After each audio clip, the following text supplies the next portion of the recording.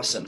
So we thought that a good place to start our conversation was to talk about science communication nowadays, and especially with coronavirus, because people hear science being communicated at them very, very, very often and very regularly. And I know that a lot of people, I don't know if it makes them angry, but it makes them lose some confidence possibly in science because they're hearing sometimes contradictory information, and they no longer see this science that's being communicated to them as being the truth, the whole truth, and nothing but the truth. And instead they see this sort of messier version that's hard to draw conclusions from. And obviously proponents of science will say that that's actually a normal and a healthy thing, because it means that we're not just accepting science verbatim, and we're debating it, and that's a normal part of the scientific process. Do you think, in your capacity as a professor of science communication, that it is possible to use science and to communicate science in such a current and news-like way? Or do you think that science, it was never just designed to be communicated like that, and that it's just generally not going to lead to fruitful outcomes if we do communicate science that way? Well, as a professor of science, right, I suppose it would make my job seem ludicrous if I were to say you can't, right? Right. So I mean, I guess, structural bias towards saying, well, of course you can communicate science in a news-like fashion. I think you can. I mean, I actually, I think the distrust of science that's genuinely out there. I mean, like, there's all kinds of studies and we just anecdotal information by the day that suggests that there's a significant problem in sort of the level of trust in scientists, and to some extent in some idea of science itself. I mean, I think broadly, if you look at how people would respond to a pollster or something, people who espouse things that we might think of as anti-science, say, no, I'm just doing the science. I'm coming to a different conclusion. I'm doing the science. There are very few people who will. There are some, but there are, relatively speaking, few people who will actually say, no, science is wrong. Science says X, too bad. Says, no, follow the science, sheeple, is a much more likely response. I mean, there's a bunch of stuff out there you can find on the web in seconds. Claims that masking is bad for you, or masking doesn't inhibit the spread of coronavirus. And you say this is the science shows this. And in my Twitter pursuits, I mean, I see people who have significant technical background saying that. So it's not so much that there's a distrust of science, it's that there is a manipulation of the rhetoric of science to achieve other ends. Is it possible to communicate science responsibly in a breaking news environment? I mean, something like, and the answer is yes. It's possible. It's not possible without issues or problems. I mean, there are difficulties that are really there. And I think, going back to masking, the initial communication where Dr. Fauci, who I greatly admire, and others were saying, we don't really need masking out in the general public. There's some, I think, confusion, perhaps. I'm not sure quite what the right word is, as to whether people said that knowing it wasn't true, but under conditions of shortage, trying to sort of like manipulate public action to preserve masks for the people who absolutely did need it the most, medical people, first responders, that kind of thing.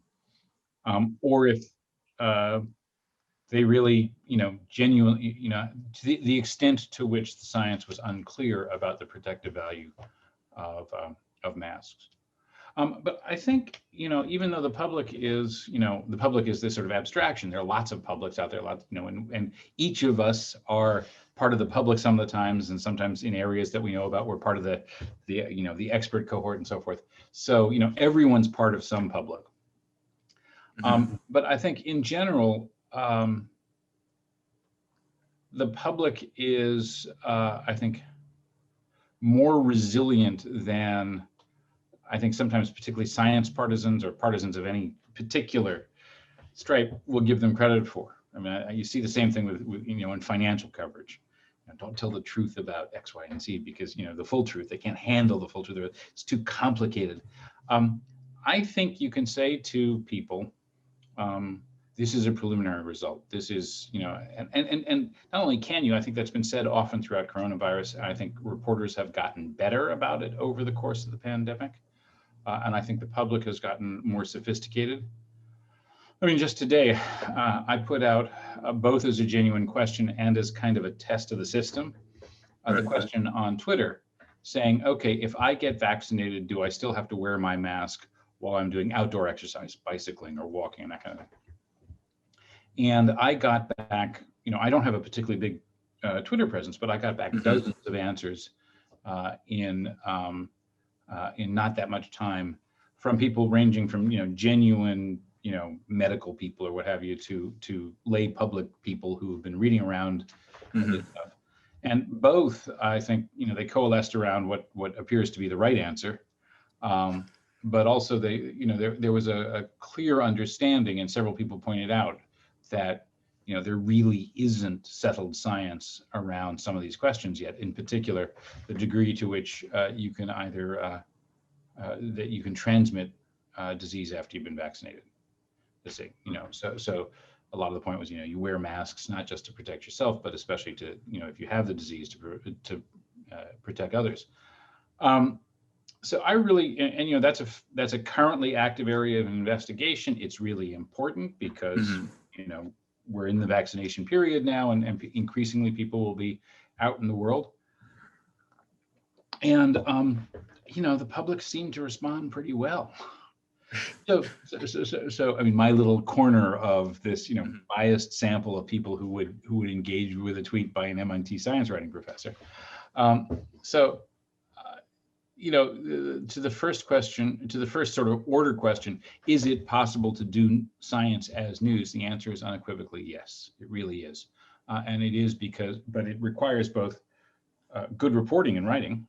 Right. I mean, one of the great errors that people make is to overstate in the article itself or in the YouTube or the news broadcast, overstate the degree of confidence people may have in a result.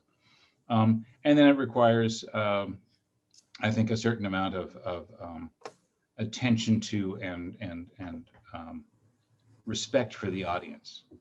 Writing the actual complexity that's there into your piece. It really won't kill them or you. And if I may make a plug for the work that my colleagues and my students do, it does make a difference who writes a story.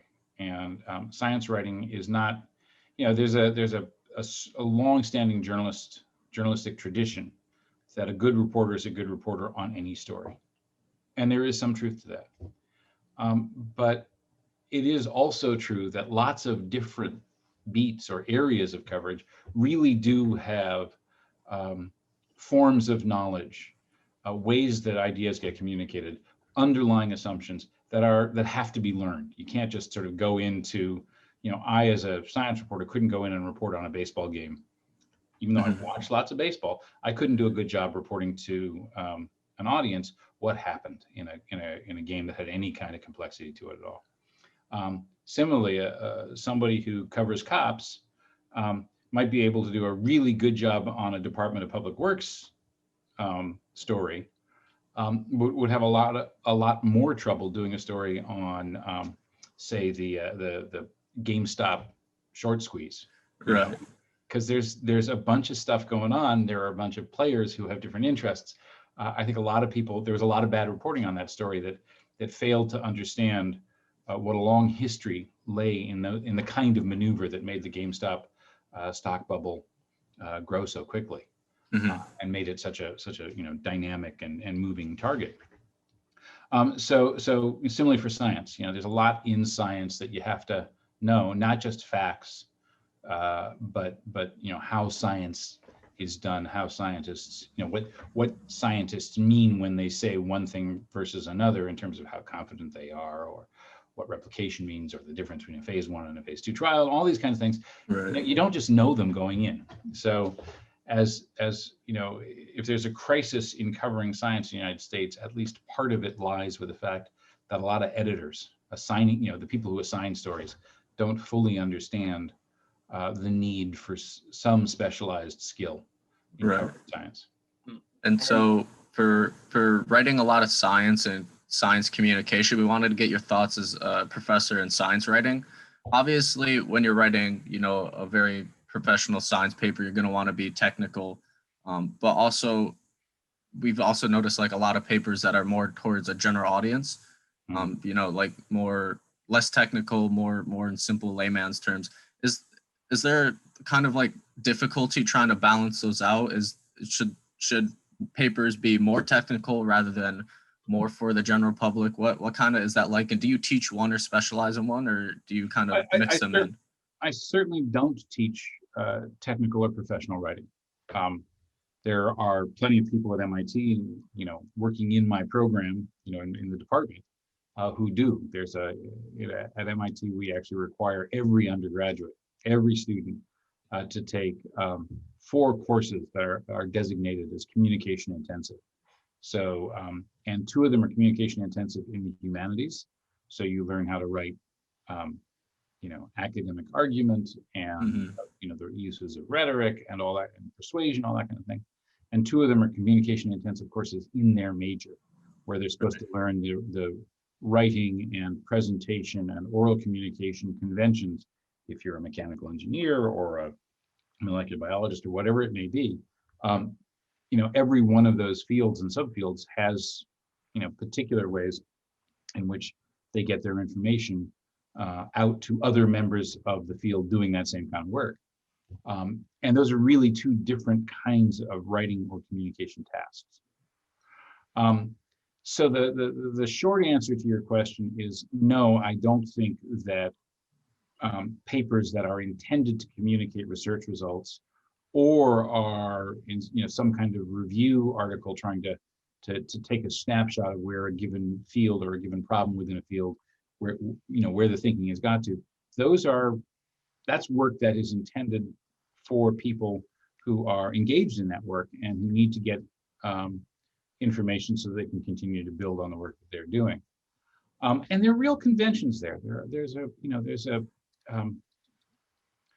I think there's a formula for writing these papers, and there's certainly a formula that people develop as practitioners for reading them. I know people who say, I read the abstract and I go straight to the figures, or I read the statement of the problem first, the introductory section. Then I go to the figures, and I ignore their conclusions because I want to work out what I think it means myself. People have very different, not hugely different, but there are a bunch of strategies for reading papers to extract the information that the professional reader needs to understand what's being communicated, and then to extract from it the information that's directly useful to them. And there's a lot of stuff in the just sort of conventions of scientific or technical writing that are designed to make that transfer of information as seamless and as swift as possible. And there are problems there, obviously. There are all kinds of issues that people who are thinking about, the replication crisis in some fields, and the way this, the formula for scientific papers can in fact obscure issues that may be relevant to understanding either how an experiment worked or how to interpret the result or what have you. I mean, it's not like it's this sort of foolproof method of getting stuff across, but it's designed for a specific purpose, and it's used by a given community for that purpose. And that's very, very different from both what works to engage a lay audience and what the lay audience, what you might seek, what that audience might seek out of, what they plan, how they use is kind of a completely utilitarian word. And, there are lots of reasons to read about science and nature and, mathematics and all, the whole range of things that we might consider as part of this general field. There are lots of reasons, including, pleasure in learning new stuff, joy at the beauty of a given argument or result, all these kinds of things. But, if you remember that all of that's included in the word use, a general audience, a public audience, uses the science that you are communicating for different purposes, mostly, than does a professional audience reading a paper that's communicating something within the field to them. So, I'm sorry, go ahead. That's actually it's very interesting that you brought that up, because a couple of days ago I watched an interview with Elon Musk, and a journalist asks him, what would you think are the 5 or the 10 biggest problems that humanity should solve in the next 100 years? And one of his responses was that he hoped that there would be a higher speed interface essentially between human and machine, because at the moment it's restricted to your mouse and your keyboard, and we're not that effective at communicating it essentially with our machine. And that got me thinking about the process that different scientists and science communicators use to communicate science with each other. And you just talked about how some people, and about how that's mostly done, at least for people between for communication between people of a similar background, it's often done with papers, and there's an abstract, and some people have, some people, as you mentioned, will read abstract and figures, and others have different strategies. So methods first to see if it makes sense, and all that sort of stuff. Right. Right. Do you think that's sort of the best or the most efficient way of communicating science between scientists, or do you think that there might be, I don't want to say higher speed interface for communicating science, but do you think there may be ways that, or conventions in science that sort of hold us back, that make it slower to communicate things than it could be? I'm honestly not sure that the speed at which scientific results get communicated within a field is actually a major problem at this point. I mean, there's an assumption there that this is really holding stuff back, and it's not even remotely obvious to me that that's the case. So, I mean, Elon Musk is a fabulously entertaining figure who has major accomplishments in certain domains, but I don't think he's much of a philosopher of science. Yeah. So I take the remark as provocative, but not as necessarily an accurate statement of anything that's really going on. And the other thing is, to try and show an uncharacteristic bit of modesty, I'm not a scientist.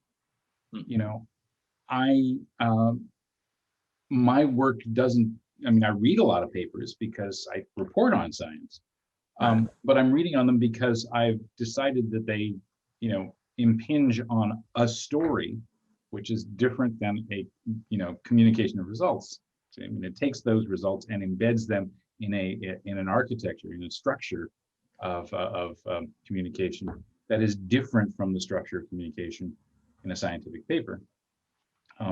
So I'm really not the one to ask if the way people construct papers is the best possible way to do anything. I will say that plenty of scientists will say, and I think this is very true, and this I can say from my reading of scientific papers, is that actually storytelling in this, really, sharply defined genre of a technical paper, that storytelling still matters a great deal. Mm-hmm. That to make an effective paper that, doesn't just sort of contain the information, but presents it in a way that readers will understand why this is significant. We'll maybe get some emotional pleasure at the the steps towards a conclusion. All these kinds of things. If you think of rhetoric, one of the simplest ways to define rhetoric, it's the study of communication for persuasion, study of how different approaches to taking an idea out of one person's head and putting it in another's can make that idea persuasive or not.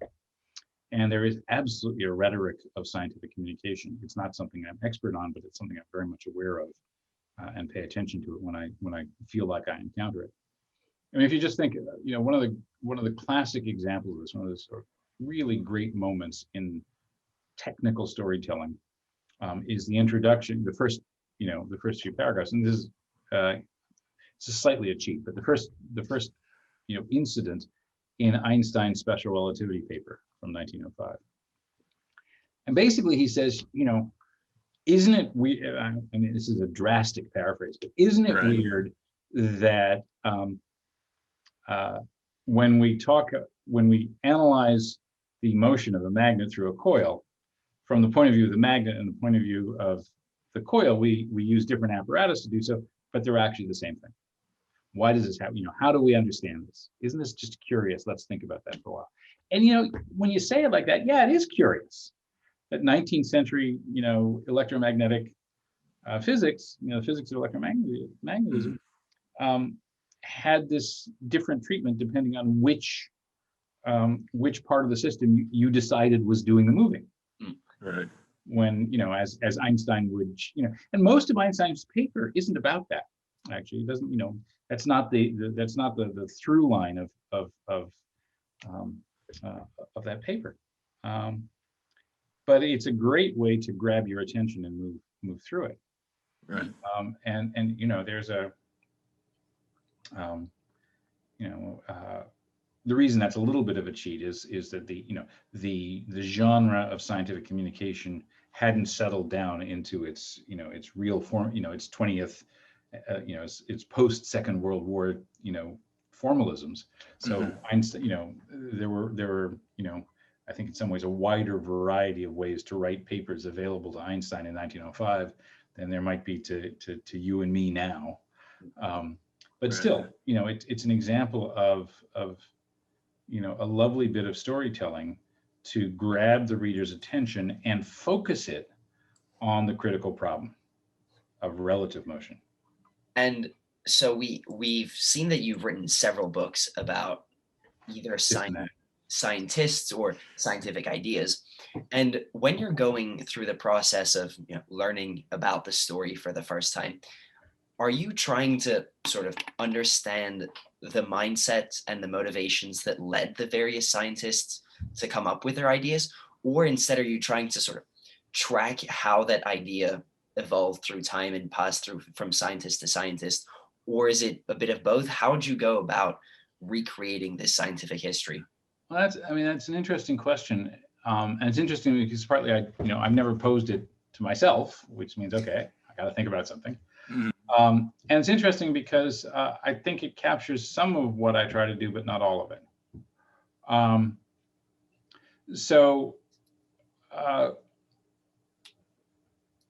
You know, and forgive a little family history here. My father was a historian.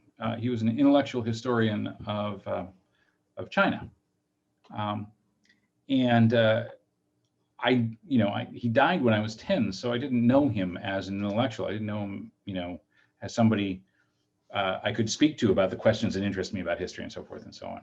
And I only found that out through his books and papers, which I started to read, you know, a decade after he died, when I hit my late teens and early 20s.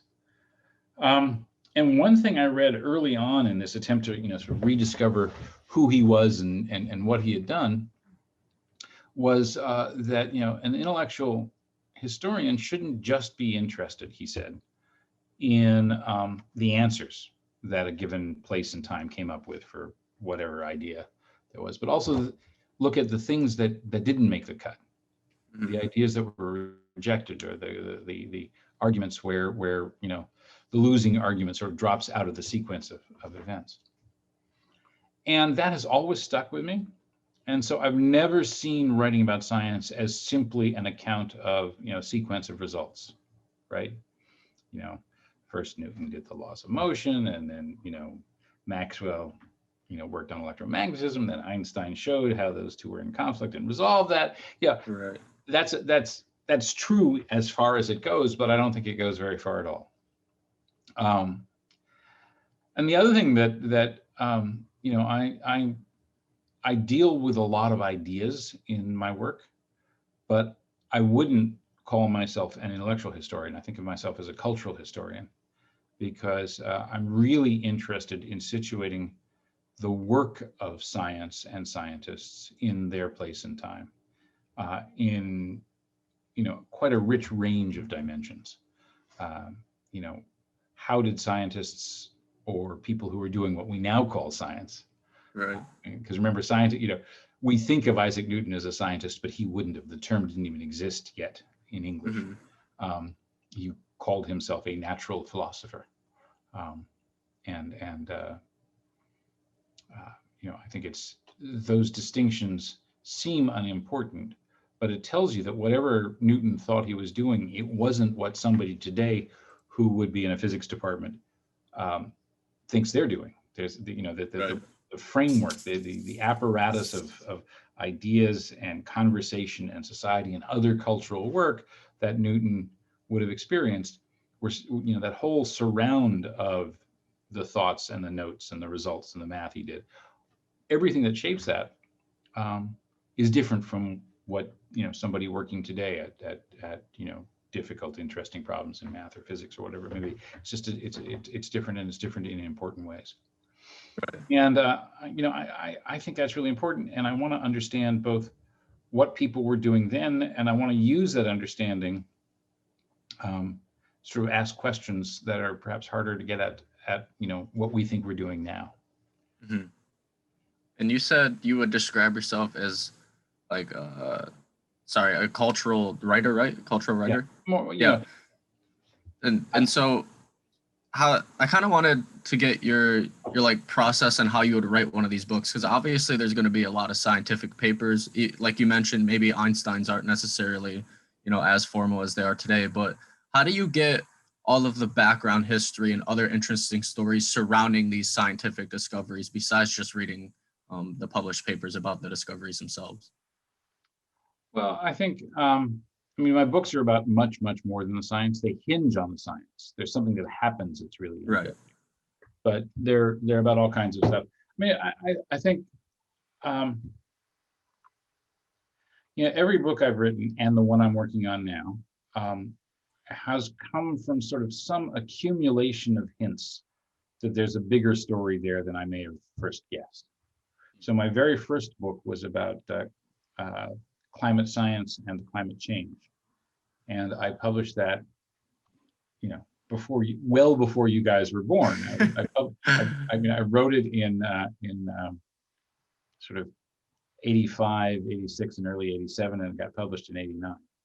Mm-hmm. So, and the saddest thing about that book, and it's literally tragic, is that even though the understanding of the climate system has grown, richer and more detailed, and the arguments around how the climate system is changing have grown mm-hmm. more complex, and the measurements have gotten much more, just the technical capacity to make all kinds of measurements about what's happening in the climate system. All that's enormously more advanced than it was 35, almost 40 years ago.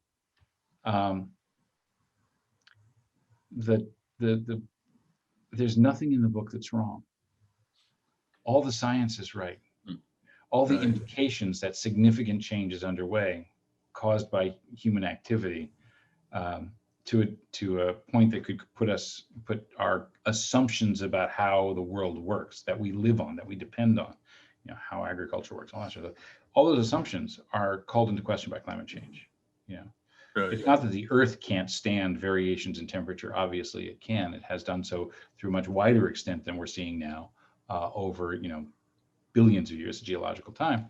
Right. But human buildings have built our society on modern industrial society over the last 200 years, a blink of the eye in geological terms. And we built them with assumptions that the world will continue to behave pretty much as it has behaved while we're building it. And that's what climate change puts at risk.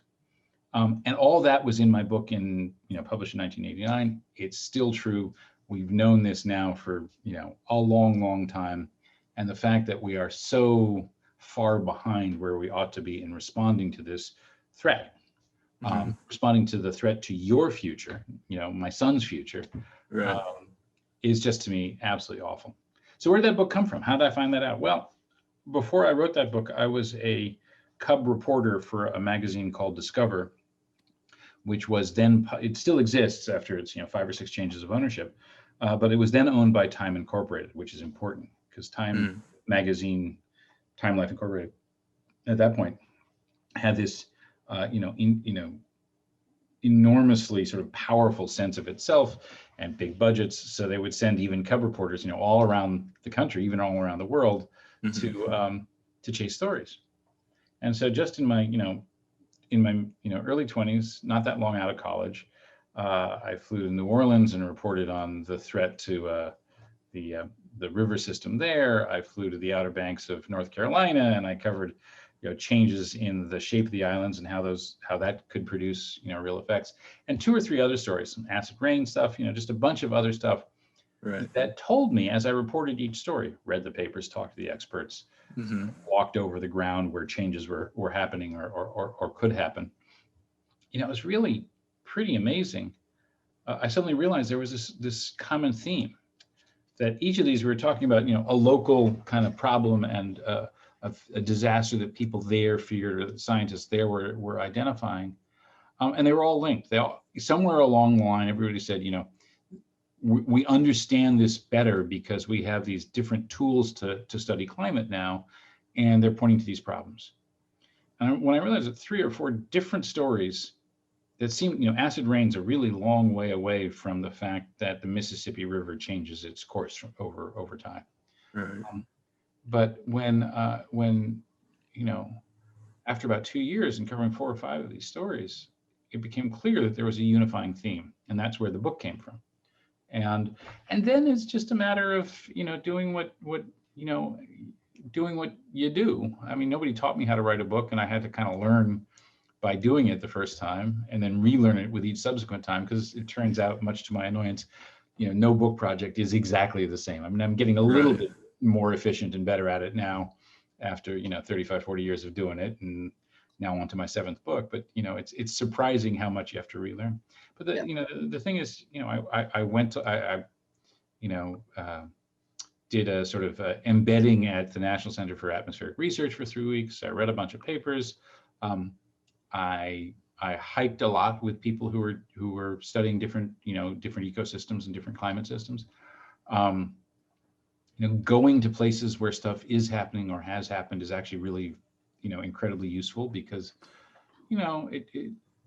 even if you don't learn anything that sort of directly ends up in the book, just sort of being in the place, smelling the air, and just sort of getting a feel for it is a useful way to start to think yourself into the world of the book. I don't know if this is answering your question. I think. No, it is. It is. Okay. Well, Yeah. So it's interesting. So when, people in high school are learning history, their teachers or, parents or whatever, whomever it may be, tells them, well, history is really important because it's one of the best tools to help us avoid make mistakes that we've made in the past. Do you think that in science there's been what do you think there's been a flashy moment, or just a moment that this has happened where where scientists or some big scientific idea made a big misstep that could have been avoided had people been more informed about the history of science? Well, I'm not quite sure what you're asking there.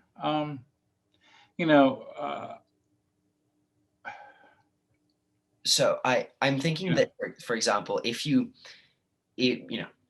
we scientists nowadays are inheriting, if you will, the legacy of hundreds of years of other people thinking before, and of people setting up all of these frameworks and thinking of all of those ideas. Do you think that there are potential problems that you see arise now or before with scientists either forgetting or not knowing enough about where that background comes from, and that in turn makes them make big mistakes with the research that they're doing now? I am not certain. I don't know if an ignorance of the history of their field produces sort of real errors, major errors going forward in specific research. I think it produces other problems. Many scientists, perhaps even most scientists, but certainly many scientists, tend not to think of science as a social activity, as a social function. And so they will say things like, or they'll believe and act as if it were true, that science is wholly meritocratic, that women and people of color, other minorities, have the same full access to the pursuit of science and scientific work, that the white men who have dominated, certainly the lists of Nobel laureates, the famous people Right. in science are not entirely, but mostly, certainly in the West, white guys. And we really know that, just as one problem, that there are huge problems in science right now that result from a failure to acknowledge the reality of that, centuries long restriction of access to the pursuit of science. I think scientists in general often feel that science itself imposes an ethic on scientific practitioners. You don't commit scientific fraud because you'll be found out. All that sort of stuff. But we know that lots of fraud happens. Not unlimited amounts, not enough to destroy the value of the enterprise. We know what happens. But more to the point, I think one of the things that happens is that sort of sense of the inherent sort of ethical instruction of science, that the idea is important. The result, a single brute fact can overturn the most beautiful theory. These notions, almost aesthetic notions of a sort of inherent moral code in science, that there's just the very practice, even if you aren't yourself a thinker about moral things, the practice of science imposes this morality on you, and that has a sort of kind of feedback effect of making you a moral actor. Well, we know that I think actually fraud is not a huge problem in science. I think there is some, because there's a lot of money, grant money. There are a lot of institutional and resource reasons why somebody might desperately seek to get the next grant, all that sort of stuff. But I don't think there's a great deal of that. I think there's some, but not a lot. But what there really is a huge variation in the sort of ethical life of laboratories and research groups. I mean, one of the things that's happened over the last several years is this revelation that wasn't a revelation to those who were experiencing it, but this demonstration that there's an enormous amount more than there should be of sexual harassment or forms of discrimination that, even if they don't add up to legally actionable bad things, can drive women out of the field. So the fact that they're being ill-treated doesn't even show up because they're gone. I think a lot of scientists don't want to think about that very much. And I think, one of the difficult things is the scientists who don't do that, who aren't bad actors, don't want to think about it very much, because the idea is that, science is this social good that has an inherent, moral code, and we just focus on that.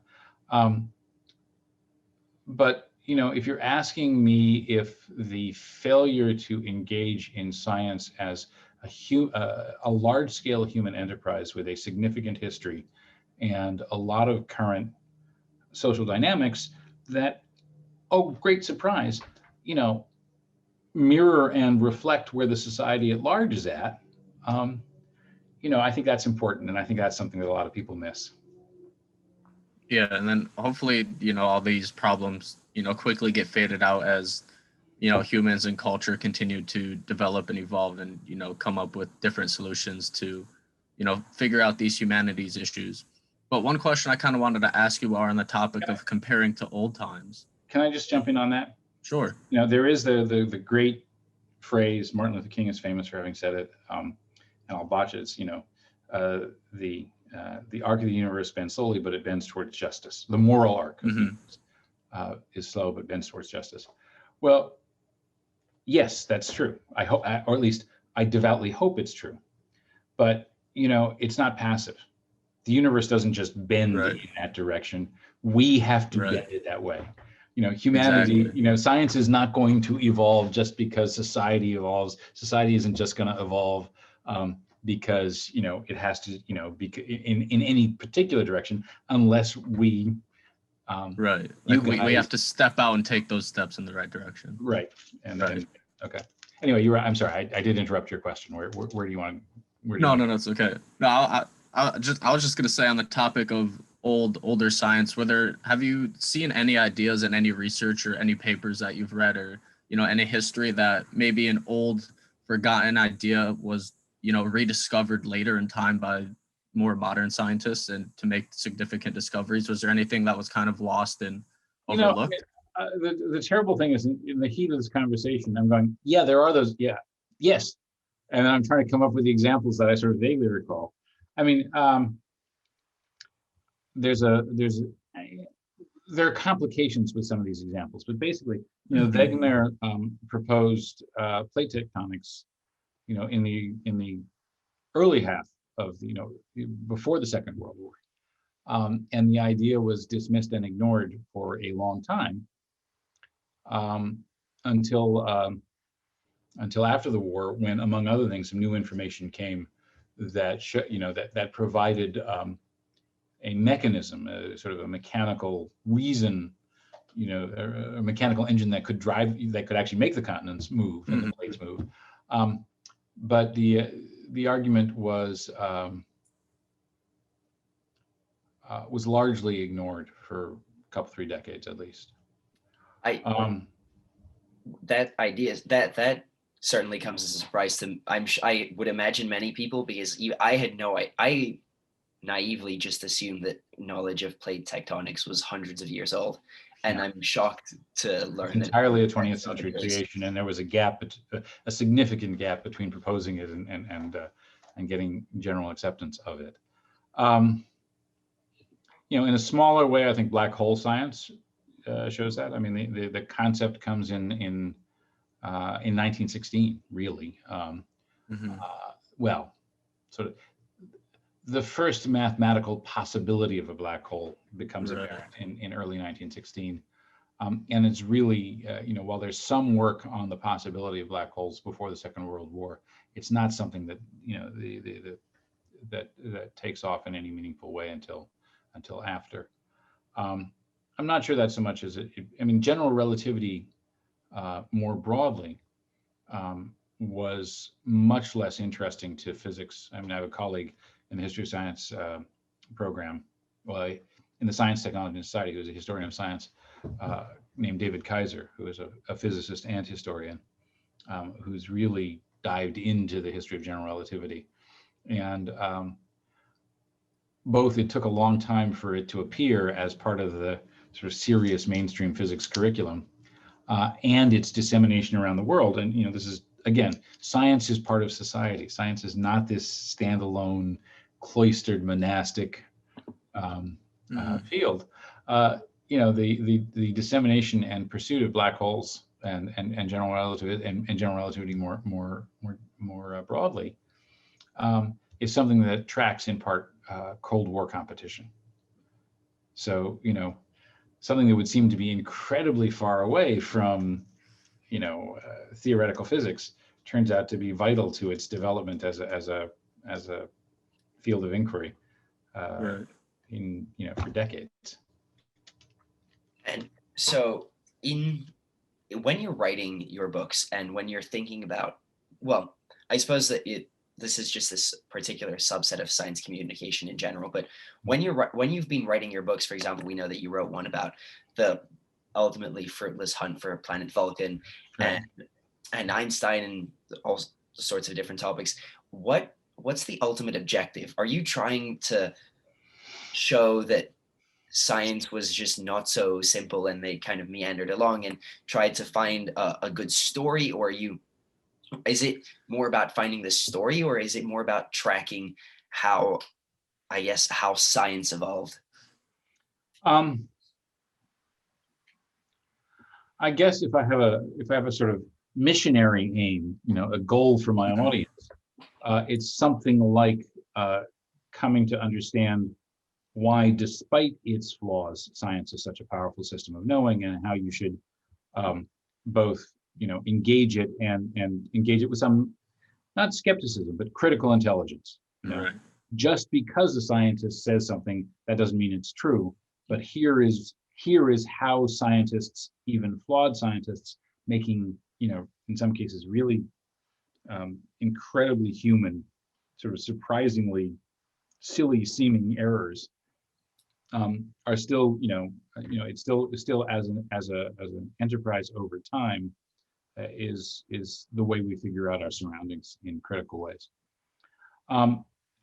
That said, and sometimes, I mean, my climate science book was really an attempt to persuade people both that we both knew how to make sense of a very complicated, previously intractable system, and that what we were finding out should motivate us to act. And I was trying to persuade people not to do anything specific, but be prepared for that necessity. In my second book, which is a very ambitious book that only, I think, partly achieved its ambition, it was a history of science told through musical and scientific instruments. Mm. And I was trying to show people how the science is incredibly dependent on the questions people think are important to ask at any given time, and you build those questions into your instruments. And I was trying to give a different way of thinking about how science works. And that's, so, I mean, I do have a kind of, I mean, I want to improve, I want to affect how people understand what it means to know something. And I want, by having done so, to give people a better ability to navigate our world right now, which is full of scientifically mediated knowledge and argument. Right. And the flip side is, yeah, I have to have a good story. Yeah. I'm not interested. I mean, first of all, it's not good. Readers want to read a good story, but I don't want to write. I'll be bored writing it if there isn't a good tale. Right. And the last thing is,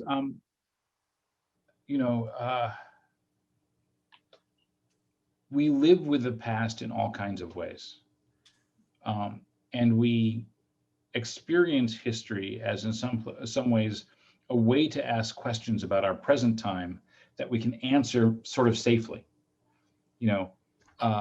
What does it take to actually know something in science? Well, you can ask that of the planet Vulcan, and it doesn't indict us now, right? You can read it, you can find out how people made mistakes and how those mistakes, what it was that made it possible to go past those mistakes in a way that doesn't say, aha, you're stupid, I'm stupid.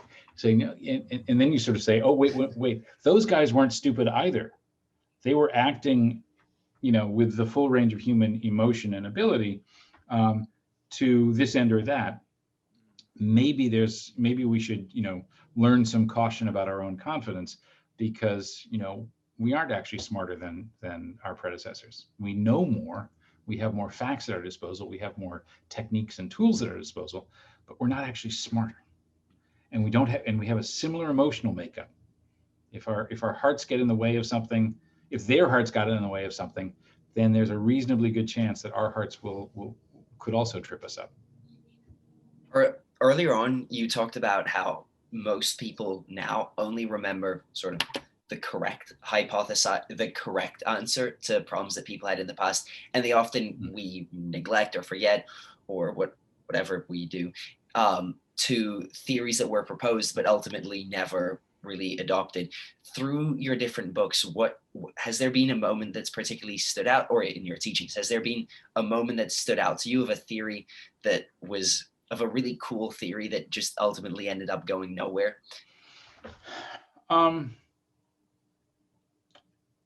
Not so much that. I mean, I'll tell you a story out of the book I'm working on right now, which is called So Very Small, and it's about the discovery of germ theory and the implications of what went into making that discovery, and then how we've used that knowledge since. So germ theory is the recognition that microbes, bacteria, primarily in its first instance, viruses were added to the theory and the level of understanding a few years after bacteria. But this was done in basically 1870s or 1880s and 1880s.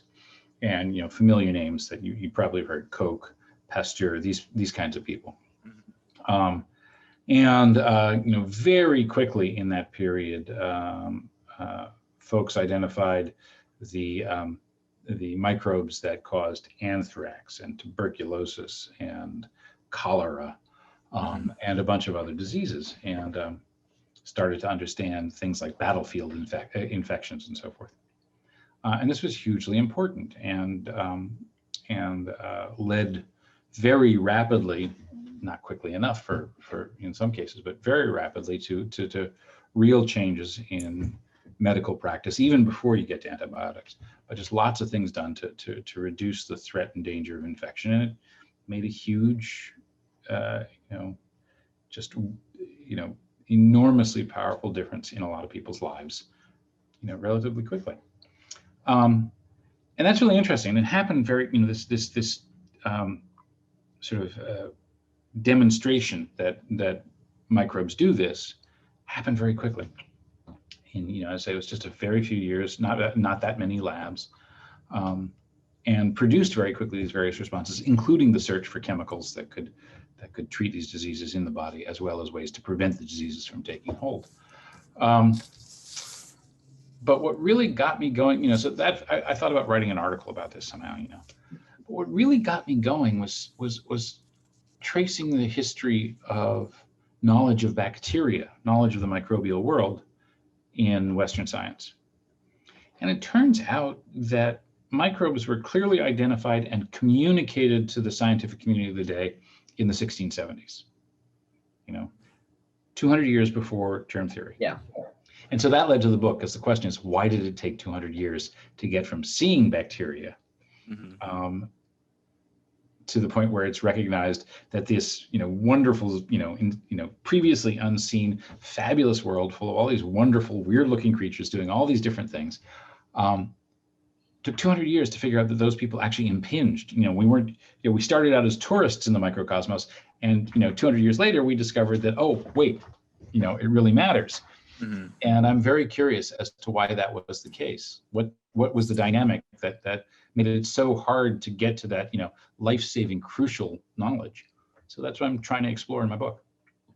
I mean, I remember when Comet Neowise was around over the summer, and I remember looking at it, and then I thought, okay, this is cool, but whatever. And then I looked it up, and I saw that I think the comet comes around only every couple of thousands of years, which means that at some point there was probably some person in Egypt or in the US or in Europe or in Asia who was looking up at the sky and saw it, and probably thought some things about it, talked about it, and then everyone just forgot about Comet Neowise until it was rediscovered literally last year. And I always thought that it's kind of shocking, if you will. It might not be shock, but it's surprising that something sort of entered human knowledge and then it just wasn't anymore, that somehow it got lost. And it's surprising. Do you think that with the fact that we saw viruses in the 1670s, but it took another 200 years to understand them, was that a case of people forgetting that sighting was made and then someone came up with it independently? Or did we just lack the tools to understand what it was, and it really took 200 years of people thinking about that to ultimately come up with an answer? And even another example with Damascus steel, how it used to be one of the hardest steels, and now we can't replicate any of the old productions. Is kind of along the same kind of line. I'm not expert on Damascus steel. I am always a little bit suspicious of things we can't replicate. I mean, for example, I actually got this wrong in one of my books. You can't replicate the Stradivarius violin. It's the wood, it's the age, it's the varnish, it's the magic formula in constructing it, and we can't make a better violin. Well, it turns out that that's a very subjective thing. Some parts of that are subjective, not all of it. And people, so Damascus steel, I seem to, I've seen, some YouTube documentaries where people are talking. So I don't know what the state of knowledge is about the construction of that particular steel. Certainly, people know how to make the really beautiful and very strong Japanese steel, many folds.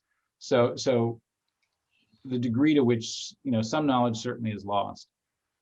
But going to the question of microbes, and these were bacteria in the 1670s, it was bacteria, not viruses. Right. Viruses were not clearly identified as a separate category until I believe right around the turn of the 20th century. Though don't quote me on that. I'm not sure of my exact date on that one. But yes, it's not that the knowledge was forgotten. I mean, people were observed, microscopes became a thing that were sort of both used in an increasing range of natural philosophical investigations and scientific work, but also were really popular again as a cultural toy almost. People would have, one of the things you see in the 18th century is that science and 19th century is that science and its demonstrations become a form of highbrow entertainment. So there are lots of ways in which particularly somewhat wealthier people would engage in going to a scientific lecture as a performance or what have you. So it wasn't that people forgot about bacteria. It's just there was a prevailing theory of disease, and it could explain a lot of what went on, even if it didn't provide really good guidance on how to deal with, how to treat disease.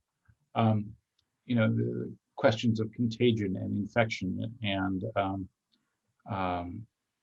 the course of a disease once you got it, all those kinds of things. They had ideas that had evolved since earlier in the millennium. Mm-hmm. So it wasn't as if they were going, we've got this problem we have to solve, and here is our solution. It's here is this interesting object. I wonder how it fits in. It's a much more sort of open-ended question. And it wasn't until, and I think, this is where I think it's really important to understand the role of culture in determining what scientists can ask. Just, how you do science depends on how you think. How you think depends on not just, the formal knowledge that you get in school, but the whole, belief and value system that you get starting from very young. And so what I'm thinking about in this book is the importance of in some sense, the hierarchical view of nature that 17th and 18th century thinkers actually had.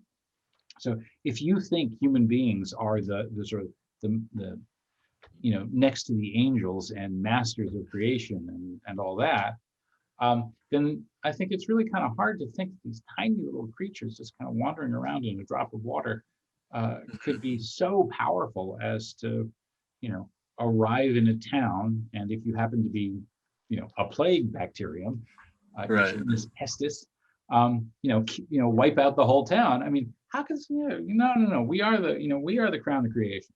How could that possibly be?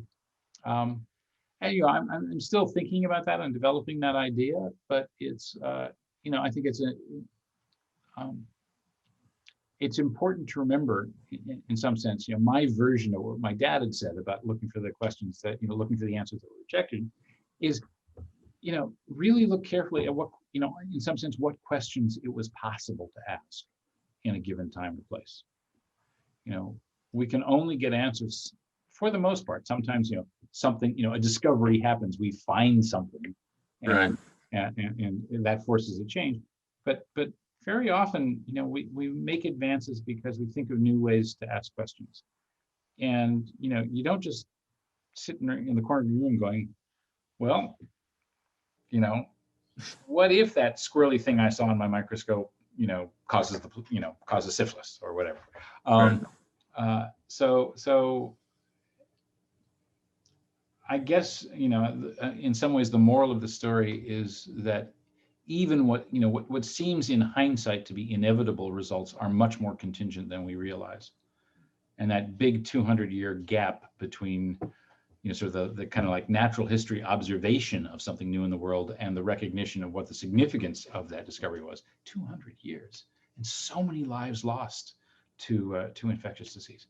Well, I think that tells us something about the humanity in the human experience, in the human endeavor that is science. Mm-hmm. And I think just one last question for us. Given you've written a lot of books and seen, read a lot of history, read a lot of science articles, science publications, we wanted to know what your most interesting or like best story that you've come across has been. Oh, best story is always the one I'm working on next. And I just told you a little bit about that. I mean, Yeah. seriously.